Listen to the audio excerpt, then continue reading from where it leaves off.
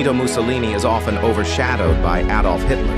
Dann tritt für mich ein, so wie ich für dich eingetreten bin. Voi mi udrete a questo balcone.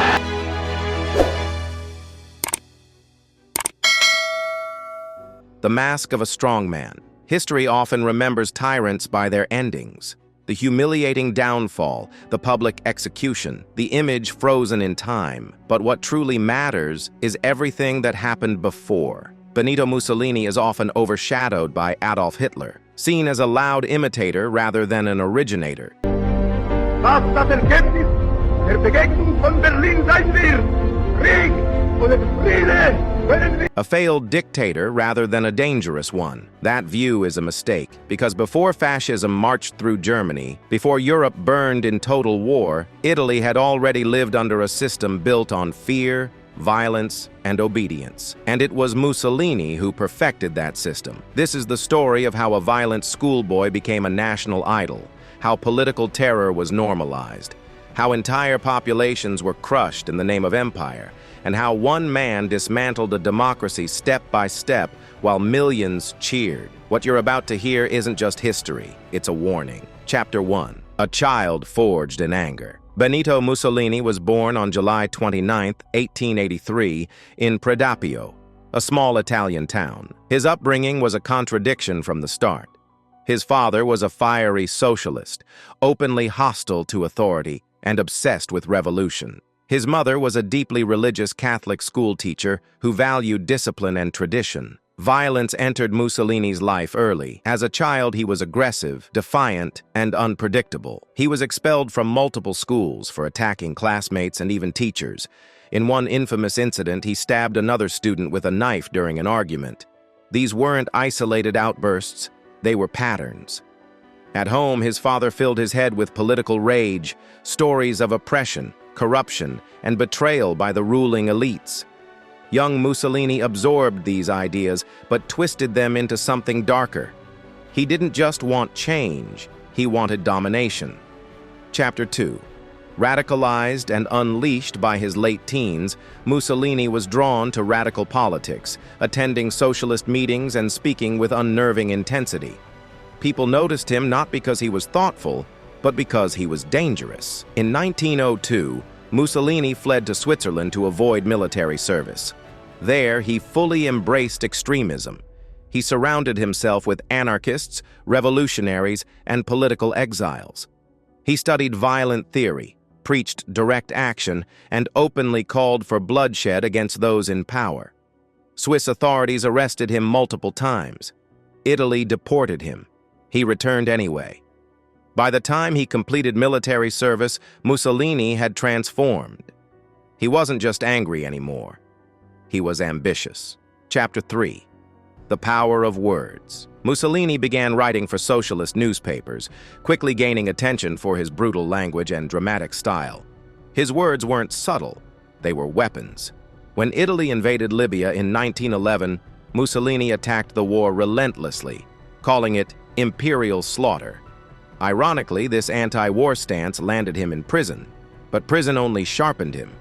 In 1912, Mussolini became editor of Avanti, Italy's leading socialist newspaper. Under his leadership, circulation exploded. He had discovered his true power, not ideas, not truth, but influence. Chapter 4. War as Opportunity. When World War I broke out, Italy initially stayed neutral. Mussolini supported this at first, then something shifted.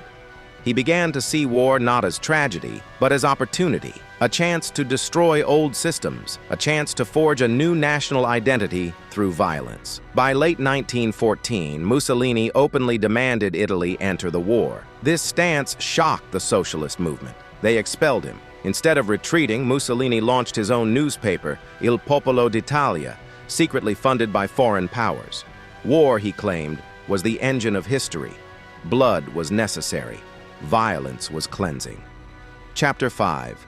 A Nation in Chaos. Italy entered the war in 1915. Mussolini served as a soldier, was wounded by a grenade, and sent home. He emerged hardened, radicalized, and obsessed with militarism. After the war, Italy was broken. The economy collapsed. Veterans were abandoned. Promised territories never materialized.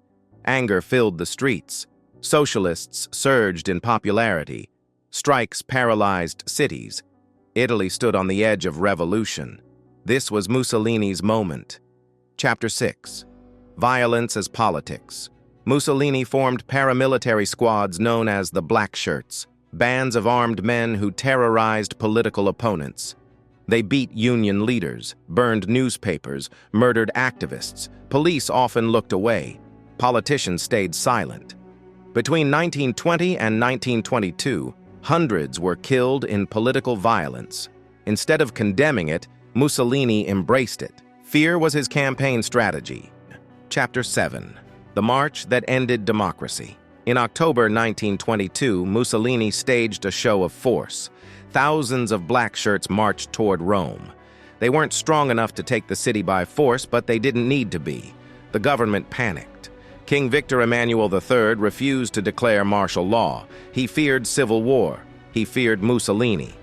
Without firing a shot, Benito Mussolini was appointed prime minister at age 39.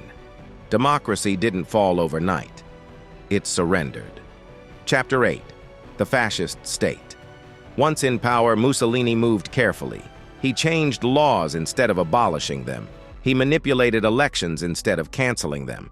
In 1924, violence and intimidation ensured fascist victory. When Giacomo Matteotti condemned the fraud, he was kidnapped and murdered. By 1925, Mussolini ruled as dictator. Opposition parties were banned. The free press was destroyed. Political prisons filled. Italy became a police state. Chapter 9. Empire, War, and Alliance with Hitler abroad.